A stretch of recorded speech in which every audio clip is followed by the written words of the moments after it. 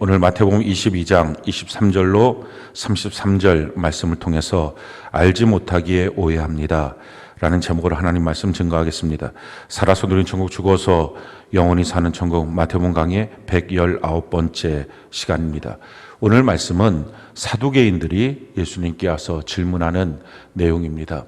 아마도 우리가 지난주에 살펴봤던 바리새인들과 헤롯 당원들이 예수님께 와서 말로 올무를 걸게 하기 위해서 그렇게 찾아왔는데, 도리어 그들이 예수님의 지혜에 탐복하고 그리고 실패하고 돌아갔다 하는 소식을 듣고 뭐 그렇게 어렵고 복잡하게 하냐, 이번엔 우리들이 가서 예수님을 한번 무너뜨려야 되겠다 하는 마음을 갖고 그들이 질문을 갖고 찾아온 것 같습니다.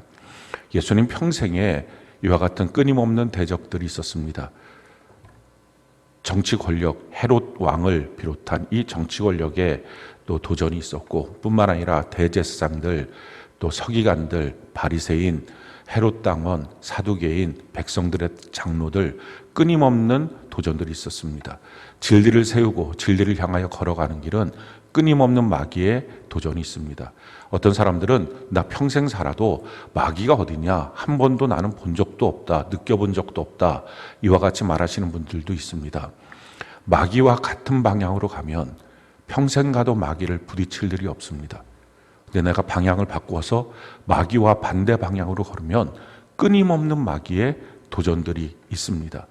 우리가 마귀와 같은 방향인 지옥길로 향하여 가면 평생 가도 마귀가 우리를 대적하고 유혹하고 미혹할 일이 없습니다. 어차피 그 길을 가니까요.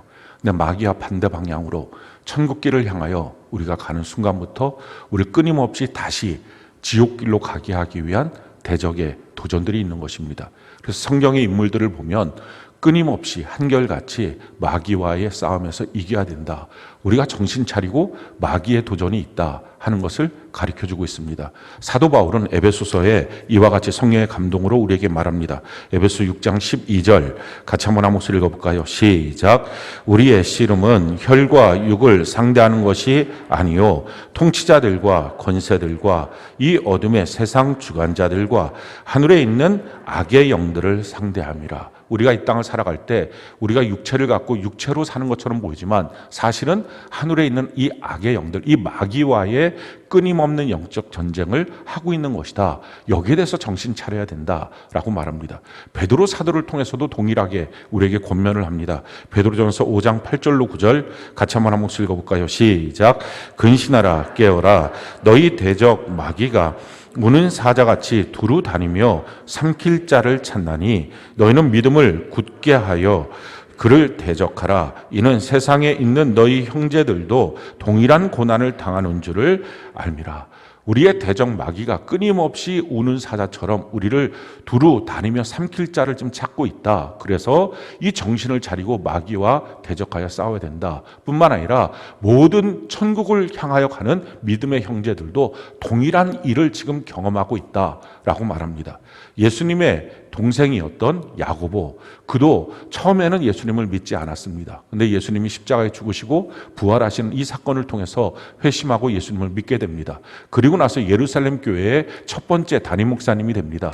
그도 성경을 통하여 우리에게 이와 같이 권면을 합니다. 야고보서 4장 7절 같이 한번 한 목소리 읽어볼까요? 시작. 그런즉 너희는 하나님께 복종할지어다. 마귀를 대적하라. 그리하면 너희를 피하리라. 끊임없는 마귀의 도전들에 대해서 정신을 차리고 경계하고 싸워서 이겨야 된다 하는 것입니다. 우리가 한 주간 살아갈 때 마귀의 도전이 분명히 있었느냐? 그 사람은 천국길을 간 사람입니다. 근데 그게 없었다면 자기의 길을 점검해 봐야 합니다. 어쩌면 마귀와 같은 방향으로 지옥으로 가고 있을 수 있습니다. 우리가 언제든지 천국을 향하여 주님을 따라가고 또 마귀를 대적하여 승리하는 우리 모두가 되기를 예수님 이름으로 축원합니다. 오늘 이 본문에 등장하고 있는 사두개인은 다윗왕 시대의 사독 대제사장의 후예들을 말합니다. 그들은 최고위층을 형성했습니다. 계속적인 제사장 가문이었고 또 예루살렘 근방에 땅들을 소유하고 있었기 때문에 명예도 권력도 부여도 다 가진 사람들입니다. 근데 그들의 신앙에 문제가 있었는데 그들은 현세적인 신앙을 갖고 있었습니다. 그냥 죽으면 끝이고 여기가 다고 하나님 앞에 충성하는 것은 이 땅에서 복받고 살아야 되고 그래서 이 땅에서 사는 모든 것들이 하나님의 복의 측정이다. 내가 잘 사는 것 하나님의 복받았다. 하나님을 잘 믿고 있다는 증거물이고 그렇지 않으면 신앙 아니다. 이와 같이 현세적인 신앙으로 갖고 있었던 사람들이 이들의 모습입니다. 그래서 지금 오늘 본문에 등장하는 것처럼 부활도 없다. 또 영도 없다. 또 천국도 지옥도 없다. 현재뿐이다. 라고 하는 신앙을 갖고 있는 것입니다. 문제는 그들이 왜 이런 신앙을 갖게 되었느냐? 그들이 부유했기 때문에 권세가 있었기 때문에 대대로 잘 살았기 때문이 아닙니다. 사람들은 그렇게 착각합니다. 삶이 좋으면 신앙도 나태해지지 부유가 있으면 이 땅을 더 좋아하지 그렇지 않습니다. 사도 바울이 고백한 것처럼 우리가 가난에 처하나 부유에 처하나 항상 우리는 주님을 섬기는 자다. 가장 부자였던 다윗왕 600조 원을 하나님 앞에 헌금할 수 있었던 그 다윗왕. 근데 평생을 하나님의 마음에 합한 자로 살았습니다. 부요가 있어서 타락하는 것이 아닙니다. 그래서 어떤 사람들은 그냥 부요가 있으면 타락하나 보다. 내가 잘 먹고 잘 살면 평안하면 타락하나 보다. 그게 아닙니다. 그럼 이들의 신앙의 근본적인 문제가 뭡니까? 편협한 성경관입니다. 그들은 평생 믿었던 게 모세오경만 믿었습니다. 창세기, 출애굽기, 레위기, 민수기, 신명기 이것만 딱 믿은 거예요. 그러니까 여호수아서부터 시작해서 수많은 시가서들, 예언서들 그건 하나도 믿지를 않았습니다. 읽어보지도 않았습니다. 이 편협한 신앙을 가지니까 그러니까 성경관 자체가 이렇게 편협하니까 그러니까 신앙 자체가 왜곡되고 삶 자체가 왜곡된 인생을 산 것입니다. 그래서 그들이 주장하는 게 뭡니까? 그들이 알고 있는 성경의 그 기반으로 부활은 없어. 천국도 없어. 영도 없어. 천사도 없어. 이런 식으로 그냥 현재뿐이야. 이렇게 믿고 사는 것입니다. 그 주장을 하고 있는 것이 오늘 이들이 예수님께 와서 질문하고 있는 내용이죠. 형제가 7이 있는데 그 맏 형제가 결혼을 해서 형수가 있었는데 이 아이를 낳기 전에 그 맏형이 죽었다는 것입니다. 그랬을 때 형사취수 계대혼인법이라고 그러죠. 형의 가문을 잇게 하기 위해서 동생이 그 형수와 결혼합니다. 그리고 맏아들이 태어나면 그 맏아들은 자기 아들이 아니라 형의 아들로 취급을 해서 형의 가문을 잇고 형의 토지를 지키는 것입니다. 이런 계대혼인법이 성경에 기록되어 있는데요. 그것대로 해서 근데 문제는 이 7 형제가 다 죽었다는 것입니다. 차례차례 이 형수 하나를 얻고 그리고 형수도 죽었다는 것입니다. 이런 어거지가 어디 있습니다. 이 7명이 죽을 동안에 형수는 늙지도 않습니까? 말도 안 되는 것입니다. 중간쯤에 아마 형수도 소천했을 건데 이런 말도 안 되는 어거지를 씁니다. 그래서 그 어거지로 자기들의 논리를 주장하는 것입니다. 무엇인가 논리를 주장하고 무엇인가 법을 만들려면 보편성을 근거로 만들어야 합니다. 근데 아주 특별한 정말 얼마 있지도 않을 것 같은 말도 안 되는 어거지로 만든 특별한 경우를 놓고 그걸로 법을 만들거나 그걸로 일반적인 내용을 갖고서 주장한다면 이건 말도 안 되는 것입니다. 그 대표적인 것 요즘에 동성애입니다. 정말 동성애 문제 가운데 어떻게 보면 워낙 죄악이 차곡차곡 사람들 안에 다 쌓여 있으니까 유전자가 변형됐을 수도 있겠죠. 그리고 그 동성애 유전자를 갖는 사람들이 있을 수도 있겠죠. 근데 몇이나 되겠습니까? 60억 중에. 그건 죄가 쌓여서 나타난 결과물입니다. 그걸 갖고 보편적인 법을 만들겠다. 이런 어거지가 어디 있습니까? 말도 안 되는 것입니다. 지금 이들이 사두개인들이 예수님께 와서 말도 안 되는 어거지를 갖고 주장하는 것입니다. 그러면서 하는 말이 이렇게 다 7명의 형제가 이 한 여자를 취했는데 부활하고 나면 누구랑 같이 이 형수는 삽니까? 너무 천국이 복잡하지 않습니까? 이렇게 복잡한 천국 있을 리가 없습니다. 하나님이 이렇게 만들지 않으셨을 겁니다. 그러니 천국도 없고 영도 없고 부활도 없는 것입니다. 라고 하는 주장을 하고 이렇게 현혹된 사람들이 그 주장이 맞다 하면서 그걸 따르고 있었던 현재였습니다. 근데 그들의 주장을 놓고 예수님 지금 뭐라고 답변하십니까? 그것이 29절이에요. 우리 29절 같이 한번 한 목소리 한번 읽어볼까요? 시작. 예수께서 대답하여 이르시되 너희가 성경도 하나님의 능력도 알지 못하는 거로 오해하였도다. 한마디로 말씀하십니다. 너희가 성경 몰라서 그런 소리 하는 거야. 지금 이런 말입니다. 하나님의 말씀이 능력의 근거이기 때문에 성경을 모르니 당연히 하나님의 능력도 없겠죠. 그러니까 하나님의 능력, 성경 이걸 모르니까 너희가 그렇게 너희 생각 속에 엉뚱한 생각을 하고 있는 거야 라고 말합니다. 성경을 모르면 하나님에 대해서 오해하고 교회에 대해서 오해합니다. 자기가 성경에 대해서 모르니까, 무지하니까 이런 문제들이 생기는 것입니다. 어렸을 때 갖고 있었던 성경 몇 구절, 거기다가 자기가 살고 있었던 삶에 있어서의 수많은 잘못된 상식들 결합해서 그것이 기독교인 줄 착각합니다. 성경을 알지 못하기에 오해하는 것, 잘못 믿는 것입니다. 왜곡된 믿음입니다. 성경을 모르면 신앙은 왜곡됩니다. 그거 갖고서는 천국 못 갑니다. 그들이 바로 이 사두개인들입니다. 예수님을 향하여 알고 있는 몇 가지 알량한 것을 갖고 대적했던 이 사두개인들, 그런 모습들입니다. 성경을 내가 알고 있느냐? 그냥 몇 가지 알고 있는 거, 그거 갖고서는 신앙생활을 못합니다. 성경은 다 알아야 됩니다. 자기가 알고 있는 몇 가지가 아니라 창세기부터 요한계시록까지 우리에게 주신 이 성경에 대해서 다 알아야 됩니다. 그렇게 충분히 알 수 있습니다. 우리가 하루에 30분 아니면 가능하면 1시간만 시간을 내서 성경을 집중해서 읽으면, 아침에 읽고 저녁에 읽으면 충분히 1년이면 성경 일독합니다. 자기 나이만큼, 예수 믿은 것이 만약에 모태신앙이면 나이만큼, 그렇지 않다면 그 뒤에라도 더 열심히 휴가 때 뭐 이런 때 어디 놀러 갈 필요 없이 성경 제대로 읽고 나이만큼 성경 읽으면 오해할 일이 하나도 없습니다. 오해하는 이유, 잘못된 믿음을 갖는 이유, 왜곡된 믿음, 잘못된 신앙생활 하는 이유, 다 성경을 알지 못하기 때문에 이런 인생이 된 것입니다. 혹시 10년 전에 신앙이 멈춰섰습니까? 내가 알고 있는 성경이 몇 가지야. 내가 알고 있는 거잖아요. 근데 주님 말씀합니다. 너가 아는 것이 아니야. 너 모르는 거야 지금.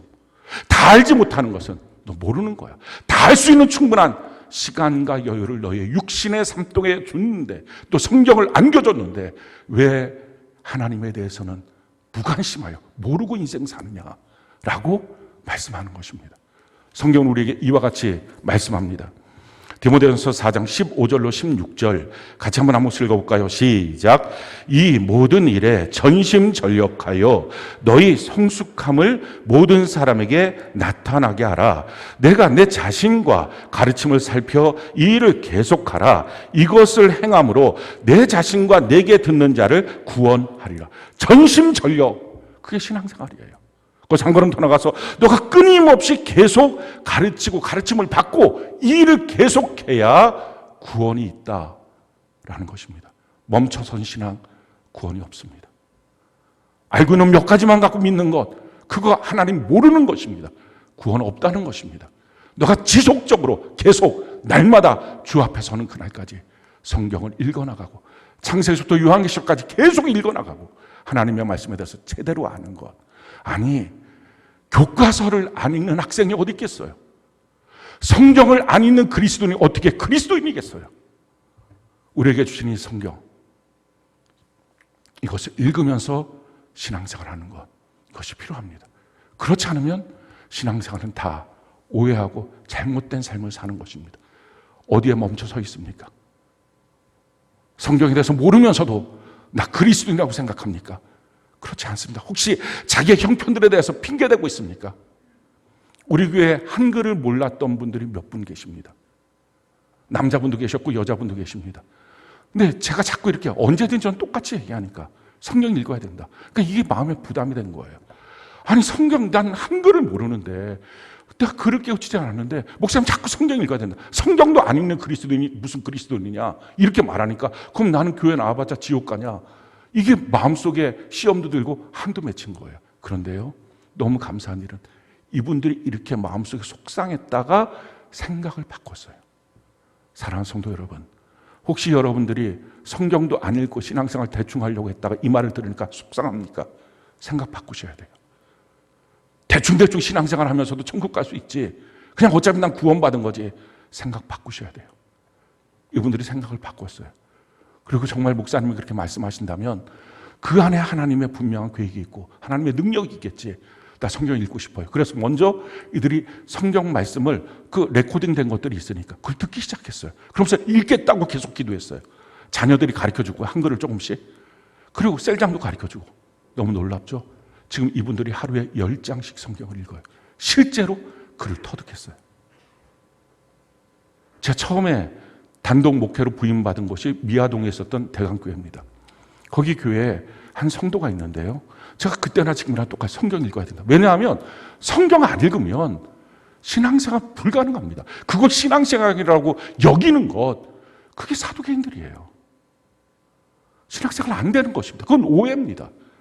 그때나 지금이나 동일하게 말하고 성경 읽어야 된다고. 무당이었던 분이 있어요. 근데 전도받아서 회심해서 예수 믿은 거예요. 근데 이분이 글을 몰랐어요.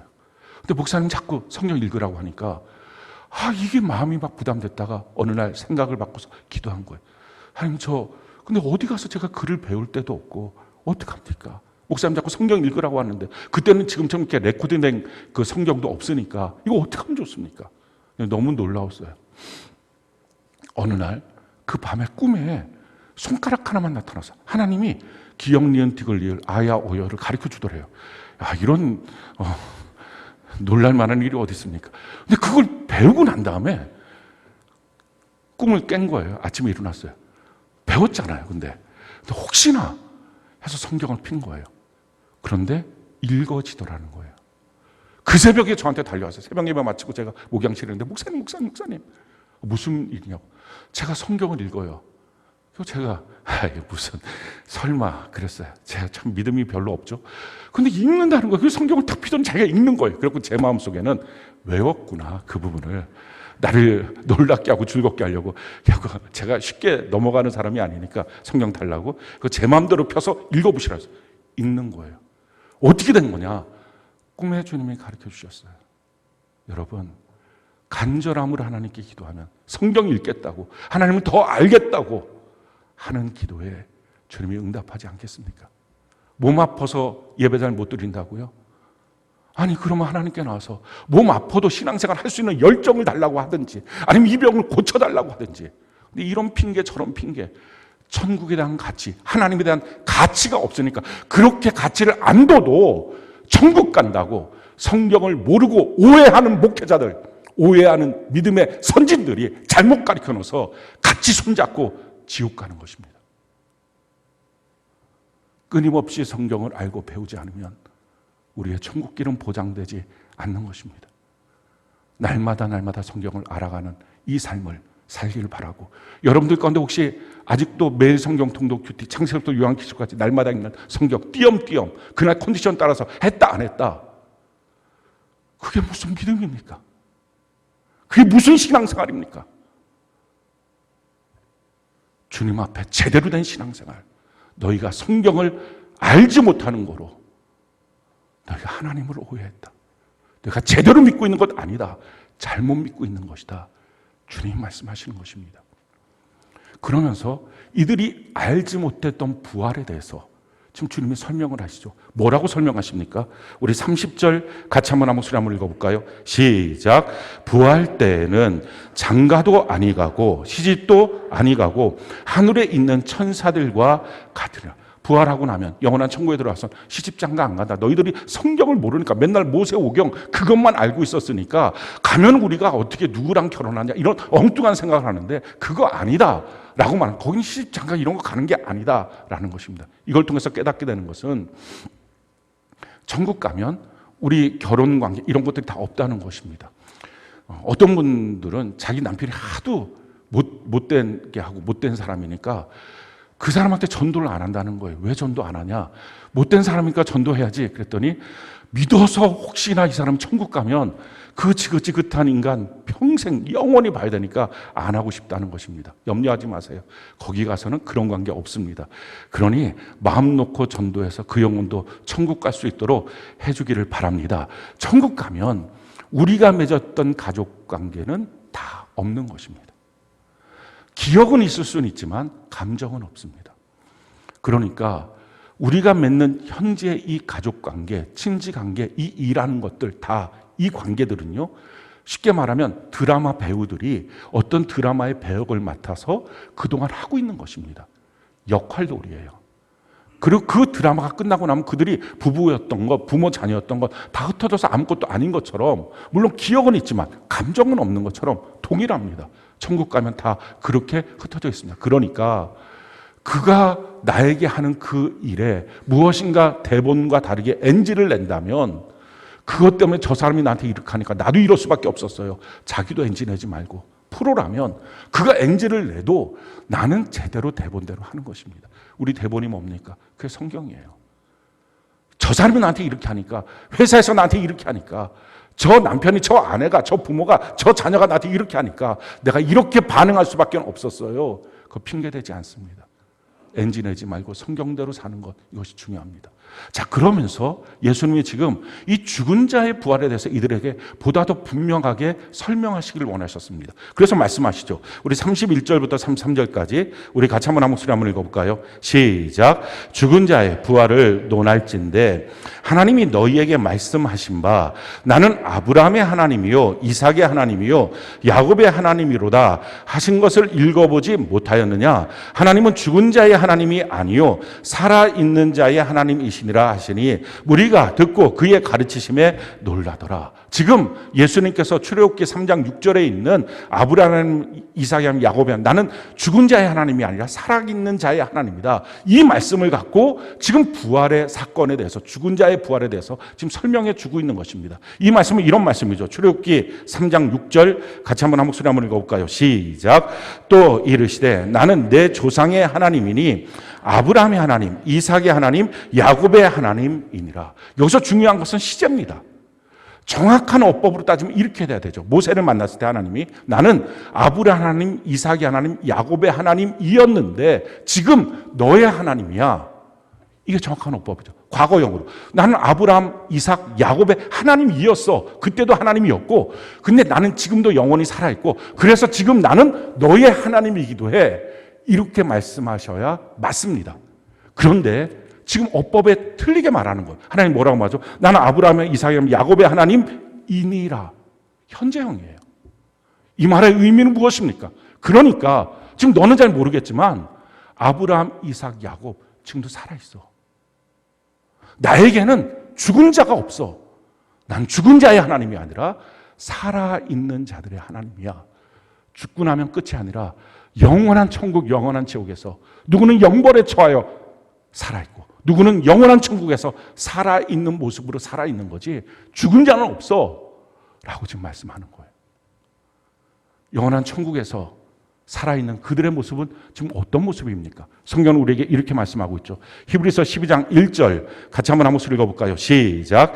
이러므로 우리에게 구름같이 둘러싼 허다한 증인들이 있으니 모든 무거운 것과 얽매기 쉬운 죄를 벗어버리고 인내로써 우리 앞에 당한 경주를 하며 우리 앞에 그 수많은 증인들이 있다. 그 증인이 무엇입니까?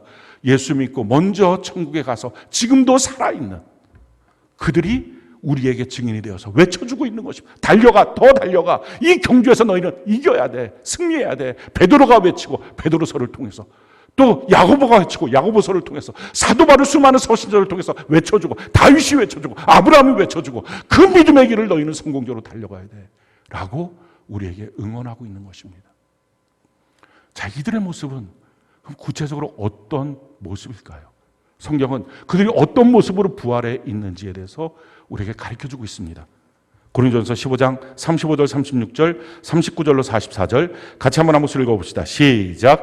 누가 묻기를 죽은 자들이 어떻게 다시 살아나며 어떠한 몸으로 오느냐 하리니 어리석은 자여 내가 뿌리는 씨가 죽지 않으면 살아나지 못하겠고 육체는 다 같은 육체가 아니니 하나는 사람의 육체요 하나는 짐승의 육체요 하나는 새의 육체요 하나는 물고기의 육체라. 하늘에 속한 형체도 있고 땅에 속한 형체도 있으나 하늘에 속한 것에 영광이 따로 있고 땅에 속한 것에 영광이 따로 있으니 해의 영광이 다르고 달의 영광이 다르며 별의 영광도 다른데 별과 별의 영광이 다르도다. 죽은 자의 부활도 그와 같으니 썩을 것으로 심고 썩지 아니할 것으로 다시 살아나며 욕된 것으로 심고 영광스러운 것으로 다시 살아나며 약한 것으로 심고 강한 것으로 다시 살아나며 육의 몸으로 심고 신령한 몸으로 다시 살아나나니 육의 몸이 있은즉 또 영의 몸도 있느니라. 지금 뭐라고 말씀하십니까?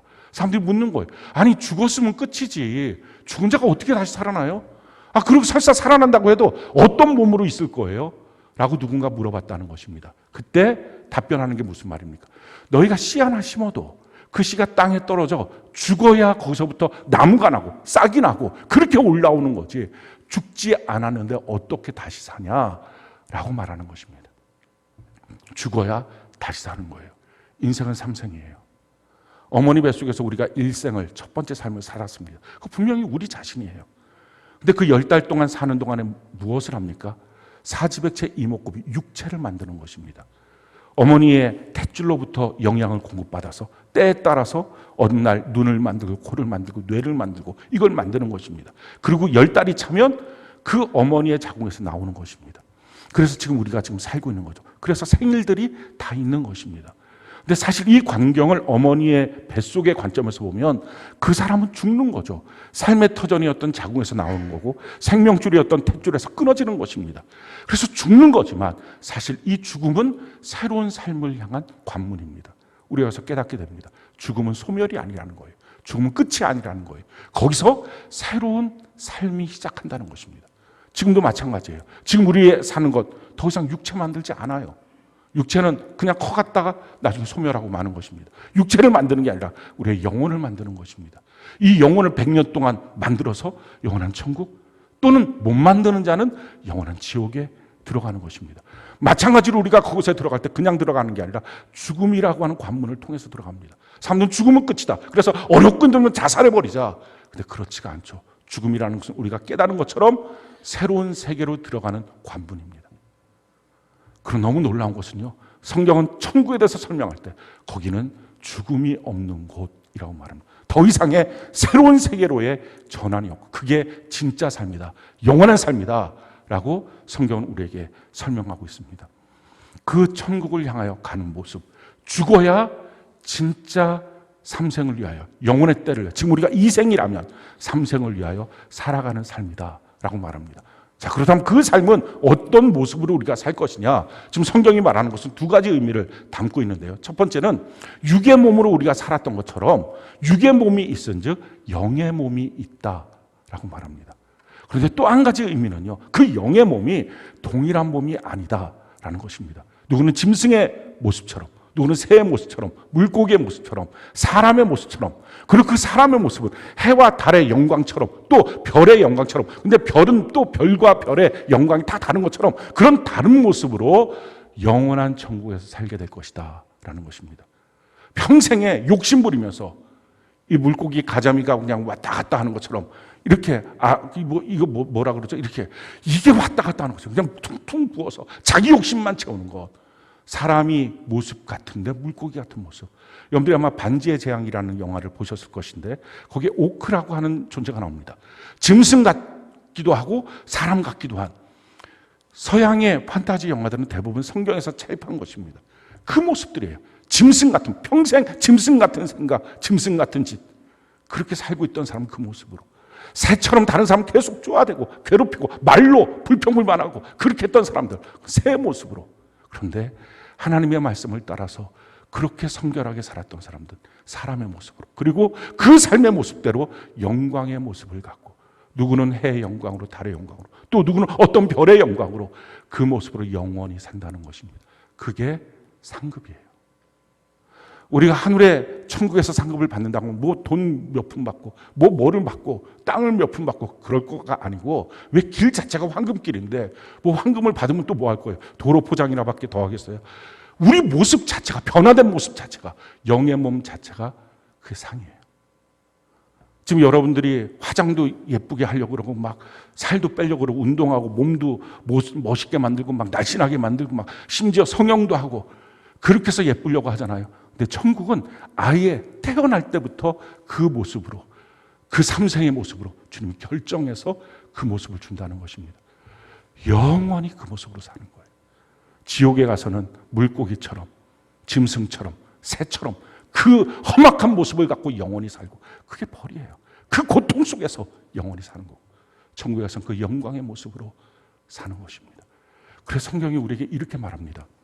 고린도전서 15장 58절 같이 한번 읽어볼까요? 시작. 그러므로 내 사랑하는 형제들아, 견실하며 흔들리지 말고 항상 주의 일에 더욱 힘쓰는 자들이 되라. 이는 너희 수고가 주 안에서 헛되지 않은 줄 알미라. 우리가 주님 안에서 하는 모든 수고들, 아주 작은 것서부터 어떤 약한 자에게 물 한 잔 준 것까지라도 그 수고가 헛되지 않다. 그것이 다 영원한 천국에서의 우리의 모습으로 결정되는 것이다 라는 것입니다. 영원에 비해서 100년이라고 하는 우리의 삶 아무것도 아닙니다. 그러니까 우리는 영원한 그 천국을 위해서 사는 것이죠. 그렇지만 지금 이 100년이라는 삶이 중요한 이유, 가장 가치 있는 이유는 여기서 어떻게 살았느냐에 따라서 삼생, 천국과 지옥이 결정되고 천국의 삶이 결정됩니다. 천국은 영원한 계급사예요. 그냥 평등한 사회가 아닙니다. 그래서 지금 우리의 삶을 성경은 뭐라고 말하고 있습니까? 이렇게 말하고 있어요. 갈라디아서 6장 7절로 8절 같이 한번 읽어봅시다. 시작. 스스로 속이지 말라. 하나님은 업신여김을 받지 아니하시나니 사람이 무엇으로 심든지 그대로 거두리라. 자기의 육체를 위하여 심는 자는 육체로부터 썩어질 것을 거두고 성령을 위하여 심는 자는 성령으로부터 영생을 거두리라. 평생 사는 동안 자기 육체만을 위해서 심는 자 육체로부터 썩어지는 것, 영원한 지옥에 들어가고 물고기의 모습으로, 새의 모습으로, 짐승의 모습으로 영원히 그 형상을 갖고 들어가고 영혼을 위하여, 영생을 위하여 영의 일에 심었던 자, 그는 영원한 천국에서 그 영원한 모습으로 있게 될 것이다 하는 것입니다. 우리가 하는 모든 것들이 지금 심고 있는 것입니다. 내가 무엇을 심고 있는지, 어떻게 사는지, 이것이 중요합니다. 그래서 오늘 하루를 천국을 위하여 선택하며 사는 것입니다. 하나님의 성경을 읽고 성경대로 믿으며 순종하며 사는 것입니다. 범사의 주님께 감사하면서 사는 것입니다. 성경, 성령, 교회를 붙들고 담대하게 사는 것입니다. 그리고 전도, 양육, 돌봄, 이 가치 있고 열매 맺는 이 일을 위해서 이걸 하면서 승리하며 사는 것입니다. 오늘 말씀을 통해서 우리가 깨닫게 되는 것, 또 우리 자신이 점검해야 되는 것, 그것이 무엇입니까? 사두개인들, 그때만 있었을까요? 지금은 없나요? 지금 현세적인 신앙 갖고 있는 사람들 없나요? 예수 믿는 거 지금 복 받아야지, 지금 잘 살아야지, 지금 행복해야지, 지금 편안해야지. 그거 아니면 예수 믿어도 고통이 있으면, 예수 믿어도 병 걸리고, 예수 믿어도 문제가 생기면 못하러 예수를 믿어. 예수 믿는 거 내가 기도했으면 지금 좋아야지. 죽어서 뭐 어떻게 한다고. 지금 좋아야지. 현세적인 사두개인들. 성경은 우리에게 이와 같이 말씀을 합니다. 고린도서 15장 19절 같이 한번 읽어볼까요? 시작. 만일 그리스도 안에서 우리가 바라는 것이 다만 이 세상의 삶뿐이면 모든 사람 가운데 우리가 더욱 불쌍한 자이리라. 예수 믿는 이유가 지금뿐이면 가장 불쌍한 사람입니다. 우리 인생 3생 영원한 천국을 위하여 우리 주님은요, 우리가 거기를 가도록 하기 위해서 우리를 인도하십니다. 근데 거기에 관심도 없고 생각도 없다면 주님과 코드가 전혀 안 맞는 것입니다. 그 신앙생활 하면 할수록 점점 더 못 믿을 하나님, 믿기 힘든 하나님, 그게 되는 것입니다. 자꾸 뭔가 짐진 것 같은 이유, 잘 모르니까, 방향을 잘못 잡았으니까 생기는 문제입니다. 성경은 우리에게 이와 같이 말씀합니다. 히브리서 11장 13절로 14절 16절 같이 한번 읽어볼까요? 시작. 이 사람들은 다 믿음을 따라 죽었으며 약속을 받지 못하였으되 그것들을 멀리서 보고 또 땅에서는 외국인과 나그네임을 증언하였으니 그들이 이같이 말하는 것은 자기들의 본향 찾는 자임을 나타냄이라. 그들이 이제는 더 나은 본향을 사모하니 곧 하늘에 있는 것이라. 이러므로 하나님이 그들의 하나님이라 일컬음 받으심을 부끄러워하지 아니하시고 그들을 위하여 한 성을 예비하셨느니라. 이 땅에서 나그네처럼 외국인처럼 영원한 천국을 향하여 그 목적을 갖고 오늘도 천국을 선택하며 그 씨를 뿌리며 살아가는 사람들을 향하여 우리 주님이 내가 너희의 하나님이라는 이 말이 부끄럽지 않아, 자랑스러워. 반대로 현재만을 위하여 살아가는 신앙인이 있다면 너희 보니까 부끄러워. 너는 내 백성이 아니야 라고 주님 말씀하시는 것입니다. 신앙생활 현재만 보고 사는 신앙생활, 결국은 신앙생활 못합니다. 혹시 어쩌다 자기 습관적으로 교회를 계속 나왔는데 그렇다 할지라도 주님 문 앞에, 천국 문 앞에 서면 거기서 그냥 지옥으로 쫓겨납니다. 왜 신앙생활 실패하는가? 이유가 있습니다. 신앙생활을 뭐라고 지금 설명하죠? 히브리서 11장 35절로 38절 같이 한번 읽어볼까요? 시작. 여자들은 자기의 죽은 자들을 부활로 받아들이기도 하며 또 어떤 이들은 더 좋은 부활을 얻고자 하여 심한 고문을 받되 구차히 풀려나기를 원하지 아니하였으며 또 어떤 이들은 조롱과 채찍질 뿐 아니라 결박과 옥에 갇히는 시련도 받았으며 돌로 치는 것과 톱으로 켜는 것과 시험과 칼로 죽임을 당하고 양과 염소의 가죽을 입고 유리하며 궁핍과 환난과 학대를 받았으니 이런 사람은 세상이 감당하지 못하느니라. 그들이 광야와 산과 동굴과 토굴에 유리하였느니라. 예수 믿는다는 이유로 이처럼 극심한 박해 가운데 현재의 삶이 다 망가졌습니다. 그런데 그들은 그 신앙생활을 더 좋은 부활을 얻기 위해서 했습니다. 천국이 믿어지지 않는 사람이 어떻게 신앙생활 가능할까요? 끝까지. 현세적인 신앙, 결국은 불가능한 것입니다. 성경에 보면 아주 유명한 일화가 있습니다. 이것은 천국에서 일어났던 일화입니다. 예수님께서 누가복음 16장에 부자와 나사로에 대한 말씀을 하십니다. 이거는 비유나 은유가 아니라 실제적인 사건이죠. 이름이 나사로라는 이름이 있습니다. 그런데 안타깝게도 부자는 천국에서는 이름이 없는 사람이에요. 아마도 이 땅에서는 부자 이름만 되면 다 알았던 부자였을 것입니다. 도리어 그 집 앞에 있는 거지 나사로, 이 사람의 이름을 다 몰랐겠죠. 근데 천국에서는 부자 이름 몰랐어요. 예수님이 말씀하셨겠죠. 내가 너를 도무지 알지 못해. 이름 모르는 자, 이게 부자였고요. 근데 이름을 알았던 나사로. 나사로라는 이름은요, 하나님이 도와주셨다라는 뜻입니다. 아마 사람들이 있을 거예요. 너 이름 뭐야? 나사로요. 야, 너가 지금 무슨 하나님이 도와주는 사람이야? 하나님 도와주는데 그 거지로 살아? 그게 병들어서 살아? 그렇게 부잣집 대문 앞에서 이렇게 동냥하면서 살아? 무슨 하나님이 도와주는데 이래? 그들은 몰랐어요. 그게 인생 끝인 줄 알았어요. 그리고 그 부잣집의 부자도 몰랐어요. 죽었더니 그게 끝이 아니라 천국과 지옥으로 나누어져서 들어갑니다. 지옥에서 너무 불 속에 고통받았던, 준비 안 된 사람은 지옥 가요. 천국을 알지도 못하고 천국을 위해서 살지도 못한 사람은 그 누구라도 다 지옥 가는 것입니다. 저절로 교회 나왔다고 천국 가진 않습니다. 그러니까 그들이, 그 부자가 너무 고통스러워서 보니까 천국에서 나사로가 했어요. 그 손가락에 물 한 방울 찍어서 내 입에 혀에다 한번 대주세요. 너무 이 불꽃 가운데 괴롭습니다. 고통스럽습니다. 그랬을 때 나와 너 사이에 구렁이 있어서 갈 수가 없다. 거기서 부자가 두 번째 자기의 소원을 아랍니다. 우리 집, 이 아버지 집에 5 형제가 있는데 그들 여기 좀 제발 오지 않게 해주세요. 너무 고통스러워요. 저 죽은 나사로 다 하니까 다시 살려서 보내면 아마 깜짝 놀라서 그가 하는 말 다 들을 것입니다. 천국 끼고 지옥이 있어요. 이 말 다 들을 것입니다. 그러니 그를 살려 보내주세요. 그랬더니 아니다. 거기에는 모세도 있고 또 선지자들도 있고 수많은 곳에서 하나님의 말씀을 가르쳐주고 있다. 그러면서 이렇게 말씀하죠. 누가복음 16장 27절로 31절 같이 한번 읽어볼까요? 시작.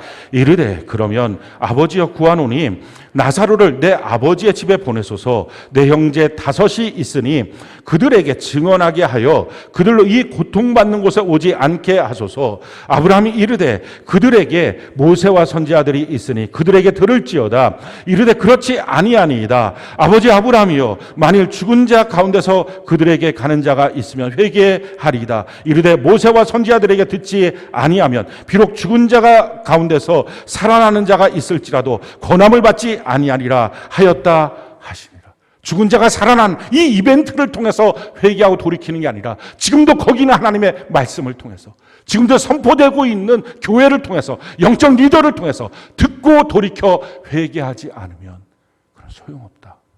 거기서 충분히 있다라는 것입니다. 사랑하는 성도 여러분, 지금 여러분들이 예수님을 믿고 있다 이렇게 분명히 말합니까? 그렇다면 현재보다 천국이 더 확실해야 됩니다. 현재보다 천국을 더 정확히 알아야 됩니다. 그거 아니면 예수 믿는 것 아닙니다.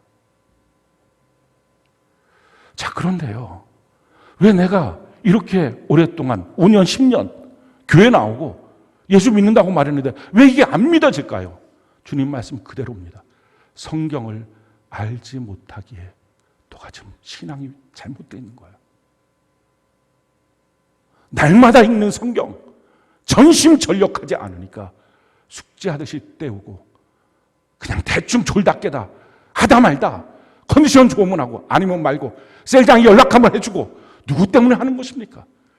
이런 식으로 성경을 읽으니 너 평생 예수 믿어도 예수 안 믿는 거야 라는 거예요. 성경만 제대로 다 알면 천국이 안 믿어질 사람은 한 명도 없습니다. 다 믿어집니다. 현재보다 더 확실하게 믿어지고요. 확실하게 알게 됩니다. 천국을 눈을 뜨고 보아서가 아니라 성경 말씀을 다 아는 순간부터 성경에 말씀하신 내용들이 믿어지고 천국의 문이 열려지는 것입니다. 너희가 성경을 알지 못하는 거로 오해하였다 라는 것입니다. 오늘과 결정해야 될 것이 무엇입니까? 나 성경 알기에 힘쓰겠습니다. 그래서 하나님을 제대로 알고 신앙생활 제대로 하겠습니다. 하나님의 말씀 안 믿어지는 것들이 있습니까? 성경을 몰라서 그런 거예요. 신앙생활 하는데 오해되는 것들이 있습니까? 원망 불평이 나옵니까? 성경을 제대로 몰라서 그런 거예요. 사두개인들에게 말씀하신 이 진단, 오늘 우리는 어떨까요? 우리에게는 상관없는 진단입니까? 아니면 이 진단 가운데 다시 서서 겸손함으로 주님 앞에 엎드려서 내가 이제는 성경 알기에 힘쓰겠습니다 결단하고 그 성경 제대로 알고 그래서 하나님 제대로 믿고 신앙생활 어디에 서 있습니까? 어떤 분들 나는 10년 전에 20년 전에 말씀드린 그거 한 가지 나 붙잡고 그거 신앙생활 아닙니다. 그것만 갖고 지금 계속 있으면 지옥 갑니다. 천국 절대로 못 갑니다. 그들이 사두개인이에요. 왜 이렇게 오해합니까? 성경을 알지 못하기에 오해하는 것입니다. 우리 하나님의 말씀 제대로 알고 전심전력으로 날마다 계속해서 자라나는 삶. 사랑하는 성도 여러분, 그게 힘들다면 예수님이 가치가 없는 거잖아요. 자기 자신에게. 그렇게 가치 없는 예수님 믿어주고 사는 삶이 어떻게 신앙생활입니까? 마음을 다하여 사랑하고 성품을 다하여 사랑하고 목숨을 다하여 사랑하는 것, 그렇게 될 수밖에 없는 분이 우리 하나님인데 왜 그렇게 안 될까요? 성경을 모르기에 그렇게 사는 것입니다.